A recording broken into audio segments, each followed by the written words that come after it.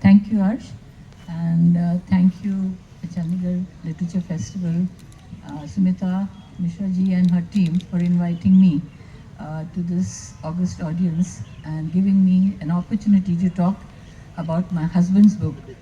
Unfortunately, after he had compiled the book, he passed away because of cancer, and I was able to put it together and publish it. Vijay was IPS officer of the 1975 batch, and as you know, all police officers, Amit would also agree that they all face challenges, and at some point of time, also their life is at stake. I won't say Vijay is the only one, but yes, because his journey was very unique compared to other police officers, if you consider it. Because he was one who, apart from policing, he dealt with dacoits, he dealt with terrorists, he dealt with Naxals, he protected 4 prime ministers, and then he also was given the duty of putting up the fence for the Jammu Kashmir borders. At the same time, set up security system for Farooq Abda, Abdullaji at JNK, and leaving alone all this, when you say all play, no, it's also all work and no play. But yes, he also did break the Guinness World Record by traveling around the world in 39 days, 7 hours and 55 minutes. So his experiences are very unique, and his brush with death has also been so many, but I would just name a few, which would be, the first one was his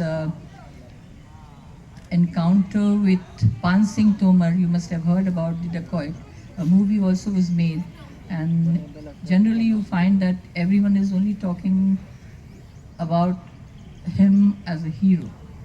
But as a policeman, those who are policing, they know that they have actually been a hindrance to society. Yes, the society has not been helpful to them, but that does not mean that they take up arms and uh, create havoc in society.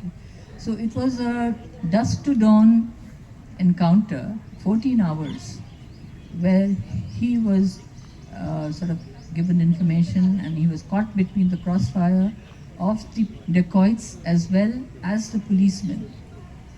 So he came out of it, and fortunately, Pan Singh Tomar was eliminated, and of course, he got his gallantry medal. So that was his first encounter, which I think was brushed with death. The other thing was when he was in Bhopal, he also was part when he actually, on the day the Bhopal gas tragedy happened, and he was to go and receive his parents.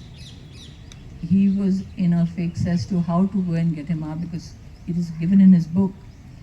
So that was the time he was also saved, because he managed to come back and save a few people because he stopped a train, which he mentioned in his book. So that was also another way when he actually was saved. And the third thing I would say is that